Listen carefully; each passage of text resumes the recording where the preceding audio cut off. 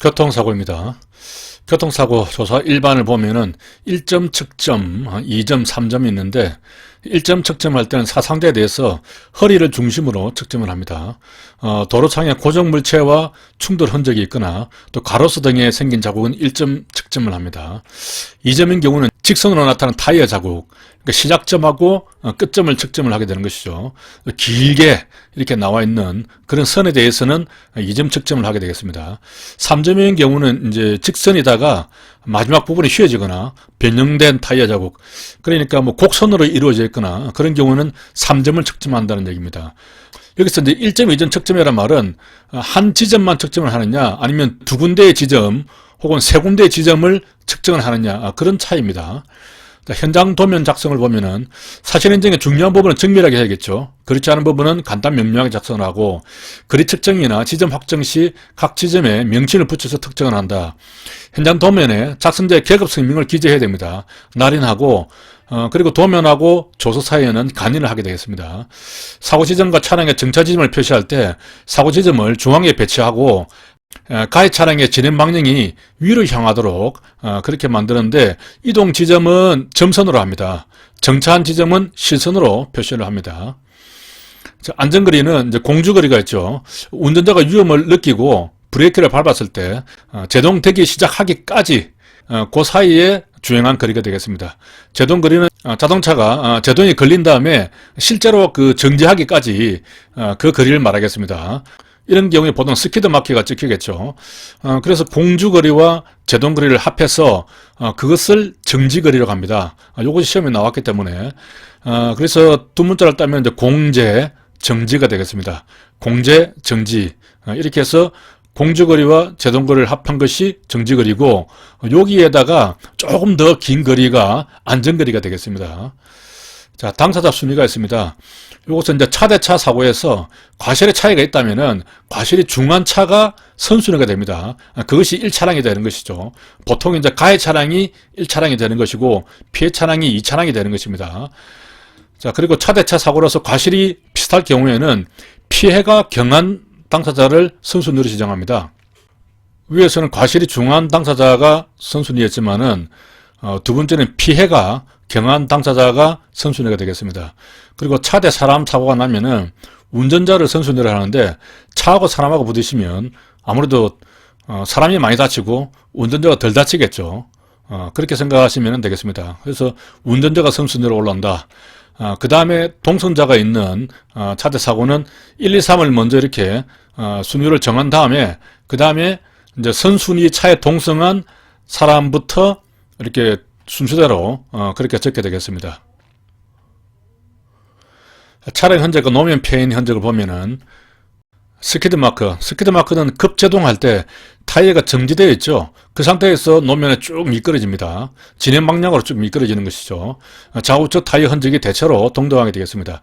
스크래치는 이제 큰 압력 없이 미끄러진 금속 물체에 가볍게 불규칙적으로 좁게 나타난다고 되어 있습니다. 그러니까 보통 뭐 우리가 스크래치 났다 그러면은 약간 긁힌 정도를 말하죠. 그러니까 큰 압력 없이 가볍게 긁힌 그런 자국이 되겠습니다. 가속 스카프는 급가속할 때 바퀴가 제자리에서 회전하면서 발생하는 것이죠. 오직 구동 바퀴에 의해서만 발생이 되겠습니다.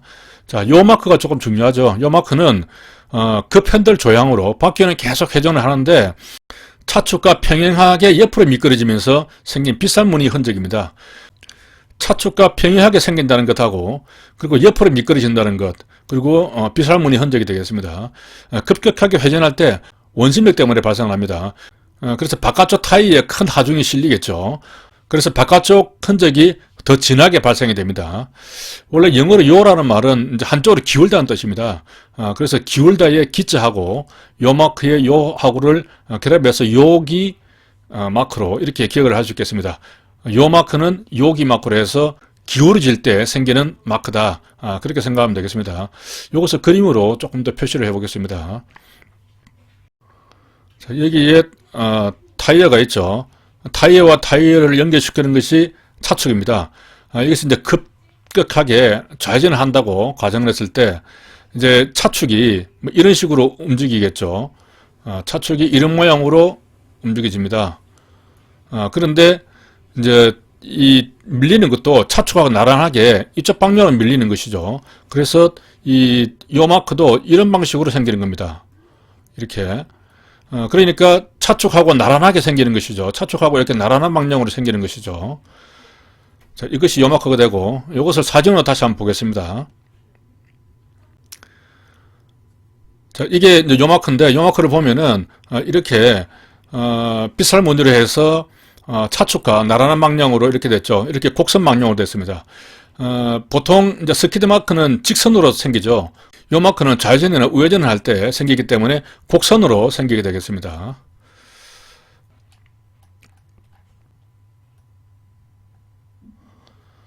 자, 노면 페인 현재 가우지 마크인데, 여기에는 이제 칩, 찹, 그루브가 있죠. 칩이라는 것은 이제 마치 홈을 판 것처럼 짧고 깊게 페인 흔적입니다. 그래서 홈이라고 할 때 이제 이 사운드가 나죠. 칩 할 때도 이 사운드가 납니다. 그래서 아주 좁은 느낌이 납니다. 이 발음에서부터. 찹 그러면 이제 벌써 입이 이렇게 벌어지면서 좀 넓은 느낌이 나죠. 그래서 칩보다는 얇고 넓게 페인 흔적이 되겠습니다. 그루브는 이게 글자가 벌써 세 음절로 이루어져 있죠. 길게 늘어집니다. 그루브. 이렇게 노면에 길게 끌리면서 생기는 흔적이 되겠습니다. 그래서 칩, 찹, 그루브는 이 단위의 어감으로 구분을 할 수 있겠습니다. 자, 교통사고 처리 특례법을 보면은, 목적은 이제 피해 회복과 국민생활 편의 증진이 되겠습니다. 교통사고에 이제 반의사 불벌이 적용되지 않는 경우, 그러니까 합의라든가 보험에 가입했더라도 반드시 처벌되는 그러한 내용이 되겠습니다. 12개 예외사항이 있죠. 이 경우에는 보험에 가입했다고 하더라도 혹은 합의를 했다고 하더라도 처벌하죠. 음주 측정에 불응한 경우, 그리고 인피 도주한 경우, 그리고 사망사건입니다. 이것은 제가 하나 더 추가를 했습니다. 이렇게 해서 두 문자를 따서 외우면 12불도사가 되겠습니다. 12불도사. 12불도사는 반의사 불벌자도 아니고 합의를 하거나 보험에 가입했더라도 무조건 하고 기소한다. 이렇게 암기를 하면 되겠습니다. 12불도사. 그리고 특가법이 있죠. 특정범죄가중처벌법. 특가법이 적용이 되면은 이러한 이제 교특법은 특가법에 흡수가 되어버립니다. 특가법의 대상을 보면은 인피도주한 경우, 그리고 위험운전 치사상죄가 있죠. 이것이 이제 음주운전 치사상죄가 되겠습니다. 그리고 이번에 이제 새로 개정이 되면서 들어온 것인데, 어린이 보호구역에서 어린이를 치사상한 경우죠. 그것을 좀 줄여서 스쿨존 치사상으로 제가 말을 좀 만들었습니다. 이렇게 하면은 단어가 짧으니까 암기하기 좋습니다. 자, 이렇게 되면은 먼저 12불도사에서 흡수될 수 있는 게 이제 인피도주가 있죠. 그리고 12개 사항에 보면은 음주운전이라든가 어린이 보호구역 내 어린이 치사상죄가 있습니다. 그 부분도 흡수가 되는 것이죠. 이렇게 해서 교특법에서 적용이 되는 이러한 세 가지는 특가법으로 흡수가 되어서 처벌이 되겠습니다. 이것을 조금 두 문자로 정리를 해보면 스쿨존이 있죠. 스쿨존이고 음주 약물 치사상이기 때문에 약이 되고 도주는 도가 되는 것이죠. 그래서 앞서 우리가 음도약을 한번 암기를 했었는데 스쿨존 음도약 이렇게 암기를 할 수 있고, 우리 주차장에서 음도약 하면은 도로 같은 상에서는 도로가 아니기 때문에 기본적으로 도교법이 적용이 안 되는데, 이 음도약에 대해서는 주차장이라도 도로가 아니더라도 도교법이 적용이 됐습니다. 그와 마찬가지로 스쿨존 음도약은 특가법이 적용된다. 이렇게 해서 두 가지를 함께 암기를 할 수 있겠습니다. 물피 도주, 주정차된 차량만 손괴한 경우에는 도교법을 적용을 하죠. 이때는 이제 승용차 같은 경우 12만 원이 되겠습니다. 복습을 하면은 가장 범칙금이 높은 경우가 무러유죠. 물피 도주, 어린이 통학버스, 운전자, 운행자 위반, 유에서 60이죠. 그래서 무러유, 가장 높게 무러유. 이렇게 암기를 했습니다. 12개 예외사항을 보겠습니다. 여기에 쭉 나와 있는데 12개 예외사항은 그대로 두 문자로 암기를 하면 되겠죠. 보면은 이제 과음, 무신중, 철길 앞 횡단보도, 어린이, 승화가 되겠습니다. 자, 승화는 사망했다는 뜻이죠. 과음을 해서 제대로 신경을 못 쓴 거죠. 무신중하게 운전했는데 철길 앞 횡단보도에서 어린이를 치여가지고 어린이가 사망했다는 겁니다. 승화. 이렇게 해서 12개 사항을 암기를 하고, 자, 구체적으로 내용을 보면은 이제 과속 운전 같은 경우는 제한 속도 20km 초과합니다. 20km 초과한 경우부터 벌점이 들어가죠, 원래. 이때부터 과속 운전을 하겠습니다. 자, 음주 운전은 음주 약물까지 포함되는 개념이고요. 무면허 운전에서는 이렇게 몇 가지 있었는데 실무자금이 안 나오기 때문에 이것은 빼고 무면허 운전, 신호지시 위반에 대해서는 신호 위반뿐만 아니라 교통정리 경찰관 신호 위반, 그리고 통행 금지라든가 일시정지한 안전표지 위반까지 포함이 됩니다. 우리 그 공제의 실무정하에 보면 이제 회전 교차로에서 회전할 수 있도록 이렇게 유도한 표시가 있죠. 그것은 안전표지에 해당이 되기 때문에 만약에 반대로 진행을 했다면은 안전표지 위반으로서 12개 사항 예외에 해당된다는 겁니다. 자, 중앙선 침범을 보면은 중침뿐만 아니라 고속도로에서 횡단 유턴 후진이 포함됩니다. 일반 도로는 아니죠. 고속도로에서 횡단 유턴 후진한 경우만 12개 예외 사항이 들어갑니다. 자, 이 경우는 범칙금이 얼마였죠? 고속도로는 주로 4만원이었죠. 요거는 4만원짜리인데 일반 도로에서 횡단 유턴 후진하면은 고속도로보다 더 비싼 6만원을 물게 되는 것이죠. 자, 그 다음에 앞지르기 위반을 보면은 앞지르기 시기 장소 방법 위반입니다. 그래서 앞시장방이 되는 것이죠. 우리 긴급자동차의 그 특례 요건에서는 앞시장 쏙기였죠. 그래서 방법을 제외하고 앞시장까지만 포함이 됐었는데 12개 예외 사항에는 앞시장 반까지 다 들어갑니다. 여기다가 이제 끼어들기도 들어가는 것이죠. 여기에 추가적으로 고속도로에서 앞지르기 방법 위반도 들어갑니다. 그래서 고앞방이 되겠습니다. 이것은 고속도로에서는 이제 방향 지식이라든가 등화라든가 경험기, 앞지르기 차로를 이용한다든지 이러한 것들을 추가적으로 요건을 정해둔 것이죠. 앞시장방 뿐만 아니라 고앞방까지 앞지르기 위반에 들어간다는 것. 보도침범사고, 어린이 보호구역 위반, 이런 것들이 있습니다. 자, 여기에 보면은 나오죠. 과음해서 무신중하게 운전을 하다가 철길 앞 횡단부도에서 어린이를 치여가지고 어린이가 승화한 사건이 되겠습니다. 자, 이 그림대로죠. 주의 판례를 보겠습니다. 자, 미성년자 피해자의 혈액 채취가 필요한 경우에도 피해자 본인만이 혈액 채취에 대해서 동의를 할 수가 있습니다. 혈액 채취에 대한 동의는 본인만이 할 수 있는 것이죠. 따라서 법정 대리인이 대리하더라도 동의의 효력은 없습니다.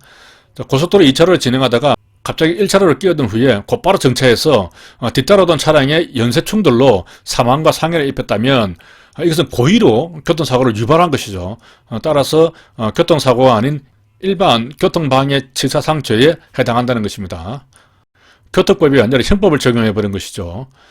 자, 도로건축법의 신고의무는 피해자 구호, 교통질서 회복 등 적절한 조치가 필요한 상황에서만 적용되기 때문에 그러한 일이 필요 없는 단순 밀피 사고에서는 신고 의무가 적용되지 않는다는 것이고, 피해자 구호 의무는 당해 사고 발생의 규제 사유가 없어도 사람이 다쳐 있으면 구호할 의무가 있다는 겁니다.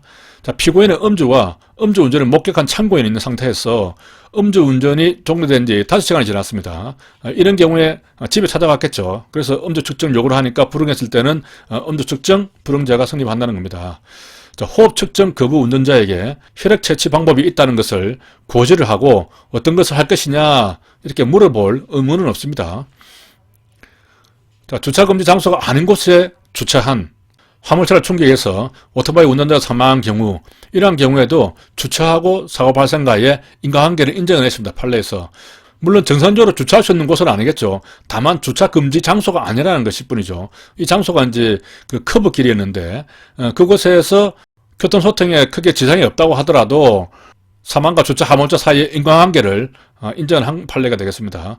자, 사고 운전자가 교통사고 현장에서 동승자로 하여금 운전자라고 허위신고하도록 했지만 장소를 이탈하지 않고 사고를 접수를 했습니다. 그리고 경찰 조사에서 이때 제가 판례를 보니까 이틀 후에 자수를 했습니다.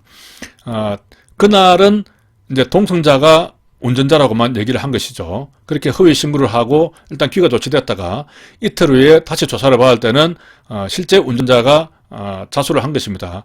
이러한 경우에는 특가법상 도저히 해당하지 않는다라고 판시를 한 것입니다. 자, 이 판례와 아래 판례를 한번 비교를 해보겠습니다. 자, 사고 야기자가 피해자를 병원에 후송하긴 했지만은 경찰관에게 자기를 목격자라고 했습니다. 이때는. 그리고 참고인 조사만 받고 귀가를 했죠. 이런 경우는 특가법상 도저히 해당된다는 겁니다. 자, 이 두 케이스에 있어서 차이점을 보면은 위의 케이스에서는 자기가 운전 안 했지만은 동승자가 허위로 운전했다고 이렇게 허위 신고를 했죠. 진짜 운전자는 밝혀지지 않았지만은 아무튼 가해자가 잠정적으로 특정이 된 것이죠. 그런데 두 번째 사례에서는 자기를 목격자라고 해버렸습니다. 그래서 운전자가 가해자가 누구인지 모르는 상태가 돼버린 것이죠. 자, 그것이 차이가 있습니다. 그래서 판례 내용을 보면은, 자, 도주가 되지 않기 위해서는 피해자 구호와 신원 제공이 있어야 된다는 것입니다. 두 가지 요건을 이야기를 하죠.